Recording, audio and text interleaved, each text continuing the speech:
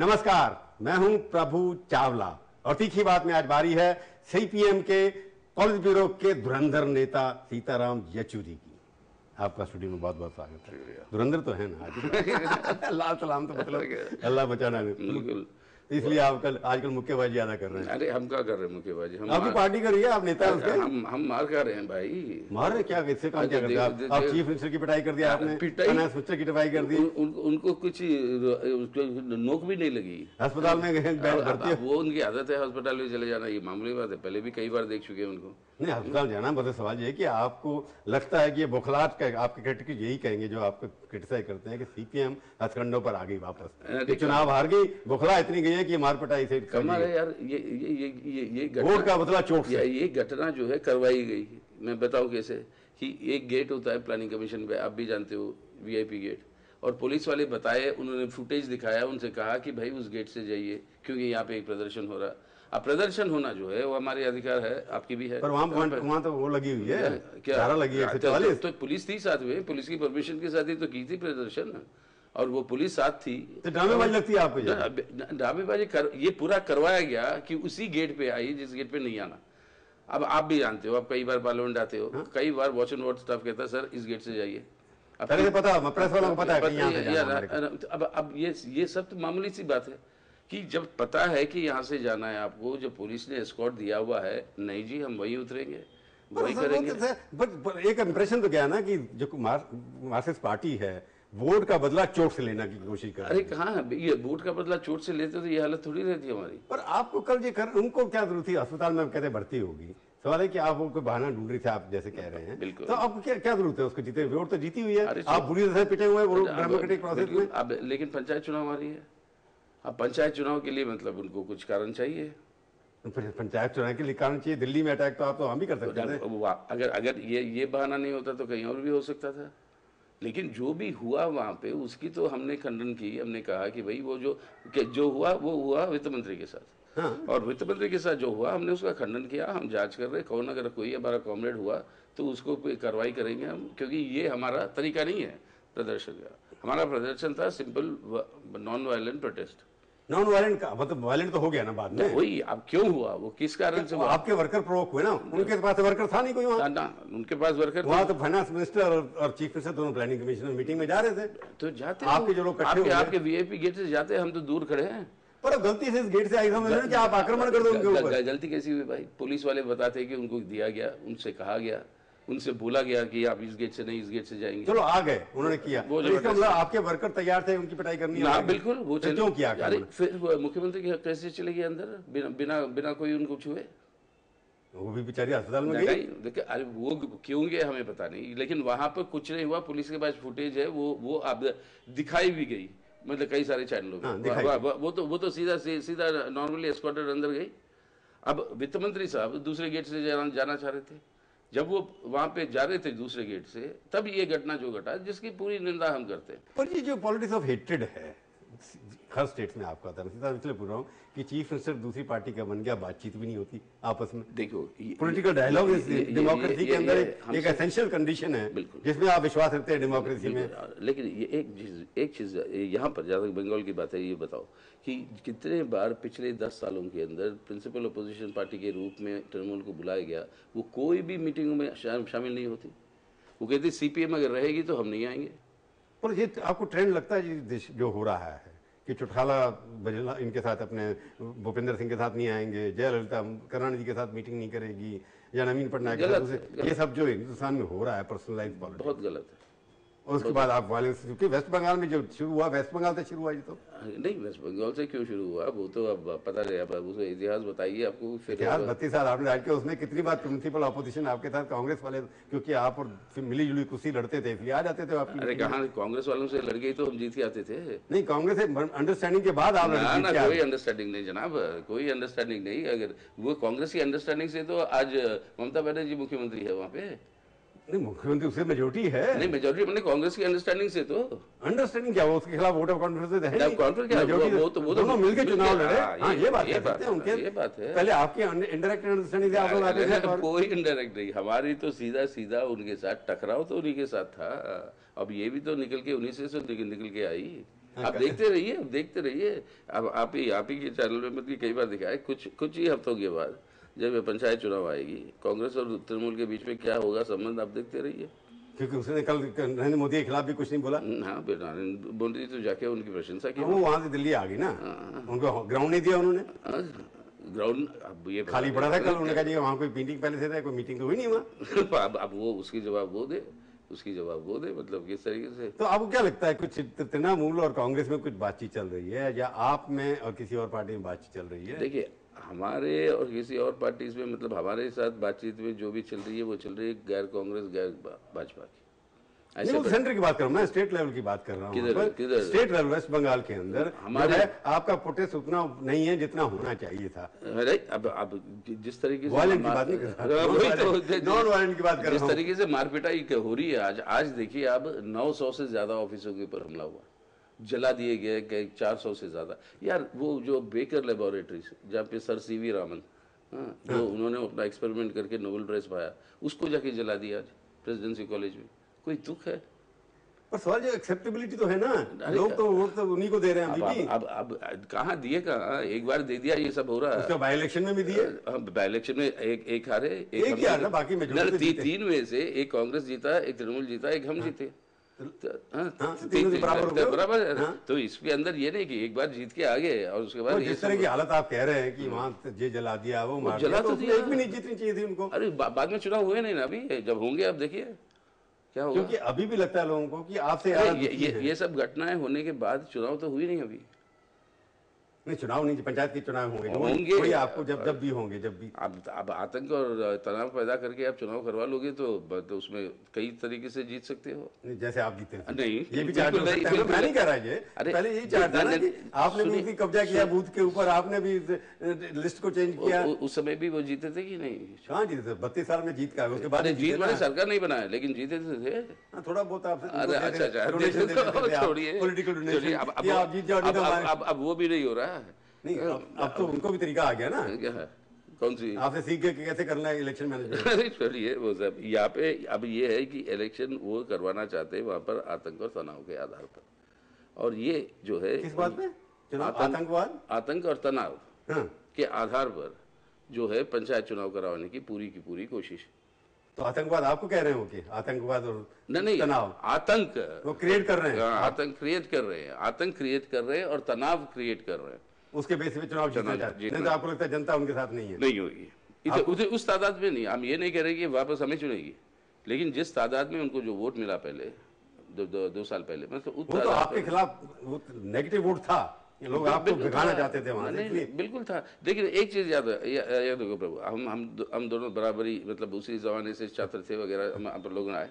यार देखो, जहां पर पैदा हुआ वाम मोर्चे की सरकार बनने के बाद, वो आदमी अब 35 साल का है, और जब उस समय 18 साल से कम जितने भी थे वो वोट डालने के तैयार हो गए वाम मोर्चे की सरकार आने के बाद। 70% जनता बंगाल के अंदर जो वोट डालने वाली, उन्होंने अपनी जिंदगी में वोट डालकर किसी बदलाव को देखा नहीं। अब किसी भी जनतंत्र में ये अनयूजुअल बात है ना। और चेंज की बात, यार चेंज चाहते हैं, ये क्या मतलब है? जब आप यूनिवर्सिटी में थे, 19-20 साल के थे, 21 साल के, तो आपको तैयार किया था ना किसी कार्डर ने। नए कार्डर ने, जो आप जैसे लोग जो है, नया कार्डर 18 साल वोट डालने से पहले, उसको आपने इंटॉक्सिकेट क्यों नहीं किया जैसे आपको किया था? अरे इंटॉक्सिकेट उसीलिए तो 35 साल आए। हाँ, 35 साल आए, पर वो आपका वर्कर क्यों नहीं बना? कैडर ट्रेनिंग में, कैडर रिक्रूटमेंट में आप लोगों की आइडियोलॉजी आप अट्रैक्ट नहीं करती। नहीं, बनाने के बावजूद मैं कह रहा हूँ कि एक बदलाव की बात एक जनतंत्र में जो होनी, जो लोग समझते हैं कि आइडियोलॉजी तो बदलती नहीं ना, या तो आपकी आइडियोलॉजी बदल गई, लोगों को लगा कि आप में और कांग्रेस में फर्क नहीं है। तभी इसलिए याद रखो 41% वोट हमें मिले इस चुनाव में भी। 41% ऑल्टरनेटिव आप है ना, कांग्रेस है नहीं। अरे 32% से राज कर रहे कई सारे स्टेटों में। नहीं, वहां पर तीसरी पार्टी कांग्रेस जैसे उनके साथ उनका अलायंस था। अब आएगा जब इलेक्शन, तब लड़ोगे तो पता लग जाएगा कितना किसके पास है। लेकिन 41 हमारे पास फिर था। तो आइडियोलॉजी की बात आप कह रहे हो, लोग तो लगे हुए थे। मैं जो बात कर रहा हूँ, आपने अच्छी बात की है कि नई जनरेशन जो आ रही है, उसको पहली बार मौका मिला, उसने बदलाव करना चाहा।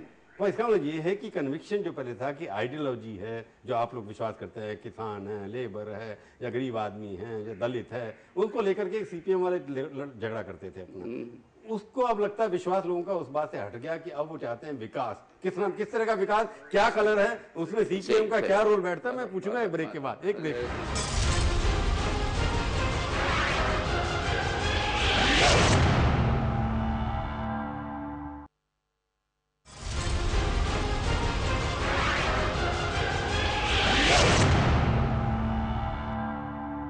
तीखी बात में आपका एक बार फिर से स्वागत है। आज हम बातचीत कर रहे हैं सीताराम येचुरी से।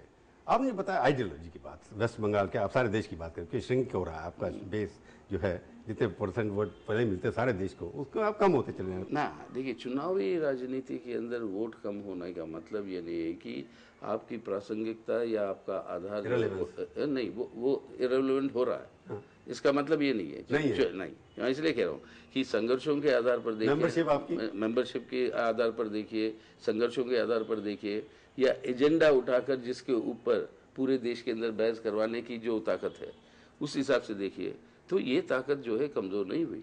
लेकिन मैं आपकी बात मानता हूँ कि चुनावी तौर पर, चुनावी आंकड़े के हिसाब से बिल्कुल सही है, बिल्कुल सही है कि पिछले 5-7 सालों के अंदर ये घटा। क्यों घटा? हाँ, ये कई सारे, क्योंकि आप कांग्रेस से नजदीक देखे गए इसलिए? नहीं, कई सारे कारण है। क्योंकि हमारा ये है कि ये देखो, ये किसी व्यक्तियों का सवाल नहीं है, कुछ नहीं है, ये है नीतियों की बात। अब नीति है क्या? मतलब अब क्यों नहीं यार, अब बहुत बड़ी मतलब जो संकट जो देश के सामने आ रही है, जो जिस तरीके की संकट आज है हमारे देश के सामने, उसके अंदर नीतियों का ही जरूरत है, नेताओं का नहीं। आइडियोलॉजिकल अब मैं बात कर रहा हूँ, कांग्रेस की सरकार गिरनी चाहिए, इसके हक में है कि नहीं? उनको देखियो, वो माइनॉरिटी में है। हाँ? उनको राज करना ही नहीं चाहिए। हाँ? लेकिन आपने डिमांड क्यों नहीं किया? वोट ऑफ कॉन्फिडेंस लेके आए। क्योंकि वोट ऑफ कॉन्फिडेंस अगर आएगा, सबसे वोट ऑफ कॉन्फिडेंस आएगा, और वो वोट ऑफ कॉन्फिडेंस में हम नहीं जीत पाते। अगर कोई Samajwadi Party no confidence motion लाए तो आप सपोर्ट करेंगे? लाए, आप सपोर्ट करेंगे? समाजवादी लाए, बसपा लाए, और समाजवादी और बसपा दोनों नहीं, एक भी कर दे, आपको दोनों की कंडीशन को लगाते हैं। ना, दोनों सपोर्ट करनी पड़ेगी अगर हरवाना है तो। क्यों एक ही अगर सपोर्ट कर दे तो सरकार नहीं हारती है? हारती है? नहीं, समाजवादी पार्टी और आप सब मिल जाए लेफ्ट, उनको शक है मुलायम को कि आप लेफ्ट वाले वॉकआउट कर जाएंगे, इसलिए नहीं। देखो भाई साहब, देखिए, मुलायम सिंह जी नेताजी है, उनकी बड़ी आदर करते हैं हम, बड़ी लंबी समय से उनके साथ संघर्ष किए, लेकिन आए हमारे साथ, खुद मेरे साथ व्यक्तिगत हाथ पकड़ के हमने जो कोर्ट अरेस्ट किया एफडीए में, और अगले दिन जो है लोकसभा में सरकार के साथ वोट डाल दी। उनके विश्वास नहीं कर सकते उनके ऊपर। अब कैसे, मैं क्या बताऊं, ये तो मैंने कुछ नहीं कहा किया इसमें। नहीं, मैं आपसे सवाल पूछूं, मुलायम सिंह यादव अगर vote of confidence no confidence लाते हैं, लेफ्ट वॉकआउट करेगा, सपोर्ट करेगा? सपोर्ट करेंगे हम, अगर लाएगी वो, उनको सपोर्ट करेंगे आप? लेकिन हमारा असेसमेंट है वो लाएंगे नहीं। अभी जो सवाल जो होता है कि अगर थर्ड फ्रंट की बात होती है, जैसे बार बार कह जाए कि थर्ड फ्रंट की सरकार बनेगी, एडवाणी ने कहा कि बीजेपी और कांग्रेस के बिना सरकार नहीं बनती, ये बात सच है, पर आपको क्या पॉसिबिलिटी लगती है? देखिए, हमारी पॉसिबिलिटी हमें यही लगती है, आप इस मामले में थोड़ा आगे सोचते हैं कई बार। नहीं, देखिए, थर्ड फ्रंट सिर्फ फ्रंट बना के सरकार बनाने के लिए अगर फ्रंट बनेगी तो वो टिकाऊ रहेगी नहीं, जब तक नेशनल पार्टी एक साथ शामिल नहीं, शामिल होने के बावजूद भी अगर शामिल बने, सरकार में शामिल होती है, वो अलग बात है। लेकिन बाहरी सपोर्ट से आज तक कोई थर्ड फ्रंट की सरकार टिकाऊ, सरकार एक ही बनी ना, यूनाइटेड फ्रंट गवर्नमेंट बनी, की बनी, थर्ड फ्रंट नहीं था। वही जो भी है, बाहरी सपोर्ट से, एक मेजर पार्टी ना होने की बाहरी सपोर्ट से। आप तो हमेशा बाहर रहते हैं। हमारे तो वो तो पेटेंट है हमारी, तो इंटेलेक्चुअल प्रॉपर्टी राइट। आप सरकार में कभी ज्वाइन नहीं करें? जब तक अभी तक यही पॉलिसी है, लेकिन नहीं जाएंगे जब उसकी नीतियों को निर्धारण करने की ताकत रहेगी। वो तो नंबर के ऊपर, अब वो नंबर जब तक नहीं आएंगे तो सवाल ही पैदा नहीं होता। तो सीपीएम केंद्रीय सरकार में कहीं शामिल होने के चांसेस अभी दिखाई नहीं दे, फिलहाल दिखाई नहीं दे, क्योंकि नीतियों का इफेक्ट। पर आप सेक्युलर गवर्नमेंट सपोर्ट करेंगे? सेक्युलर वो कांग्रेस की बन रही है। हमने कहा कि हम कोशिश हमारी पूरी रहेगी गैर कांग्रेस गैर भाजपा की सरकार। वो कहते हैं स्टेबल नहीं रहेगी, आप खुद कह रहे हैं उसको, नहीं, उसके अंदर स्टेबिलिटी के लिए मैं पता हो रास्ता है। हम ये कह रहे हैं कि देखिए, जैसे मैं पहले आपसे कहा था कि नीतियां की बात है, नेताओं की नहीं। तो हम इन गैर कांग्रेस गैर भाजपा की पार्टियों के साथ अगर ये एक कोई प्रोग्राम पे अंडरस्टैंडिंग पे पहुंचे नीतियों के आधार पर, किसके साथ? ऑल्टरनेट नीतियों के आधार। अब वही हो रही है, एक बीजेपी के साथ, कांग्रेस के साथ, दोनों को छोड़ के दोनों को छोड़, मेजोरिटी तो आएगी नहीं, आपको 200-300 कहाँ से आ जाएंगी सीटें? तब अब इन दोनों में से वो तय करें किसको सपोर्ट करेंगे। नहीं, कौन हर बार आप कहते हो कि हमें तय करना होता है कि किसको सपोर्ट करना है, तो हम ऐसी परिस्थिति लाना चाहता है कि कांग्रेस थर्ड फ्रंट की डेफिनेशन क्या है, कौन कौन हो सकता है उसमें? अब वो डेफिनेशन ही तो अब उसी प्रयास में थर्ड फ्रंट नहीं कह रहा कि जो नॉन कांग्रेस नॉन बीजेपी कौन से लोग हो सकते हैं? नॉन कांग्रेस नॉन बीजेपी कई सारे थर्ड फ्रंट नाम देने से गड़बड़ होती है थोड़ी। और उसके अंदर non Congress non BJP government, उसके अंदर कई सारे पार्टियां हैं जो अभी ये नहीं जो आपको एक्सेप्टेबल है, जो अभी ये नहीं कह सकते कि वो सब लोग मिलकर बनेंगे, लेकिन ऐसे पार्टियां हैं जिनके साथ तालमेल बातचीत हम लोगों को करनी होगी। अभी शुरू नहीं किया आपने? अभी एक थोड़ा बहुत शुरू हुआ है। समाजवादी पार्टी अभी अपने खुद के निर्णय पे नहीं पहुंची। बहुत सारे आपके नवीन पटनायक जी हैं, आपके अब पता नहीं नीतीश कुमार जी हैं, और जयललिता नीतीश कुमार जी, आपको पता कहाँ हो? वही तो। अब ऐसे फोर्सेस सब है, और एक साल आप जानते हो कि काफी लंबी समय होती है। एक साल अभी तो कम रह गया। हाँ चलो, काफी पानी बहेगा अपने गंगा में, मतलब इसके साथ साथ बहुत कुछ सुधरेगा, और एक संभावना को सामने लाने की हमारी प्रयास है। आपकी कोशिश, बातचीत शुरू हो गई है non Congress non BJP party, secular party से एक अल्टरनेटिव सिस्टम बनाने की। मैं थर्ड फ्रंट नहीं कहूंगा उसको, अल्टरनेटिव नीतियों की। चलो देखते हैं क्या होता है। हमारे स्टूडियो में आए, बहुत बहुत धन्यवाद। तो ये थी आज की तीखी बात। तीखी बात का ये कार्यक्रम आपको कैसा लगा? आप अपनी राय हमें ईमेल के जरिए भी भेज सकते हैं। अगले हफ्ते आएगी बारी किसी और हस्ती की, और उनसे हम करेंगे तीखी बात इसी समय इसी चैनल पर। तब तक के लिए प्रभु चावला का नमस्कार।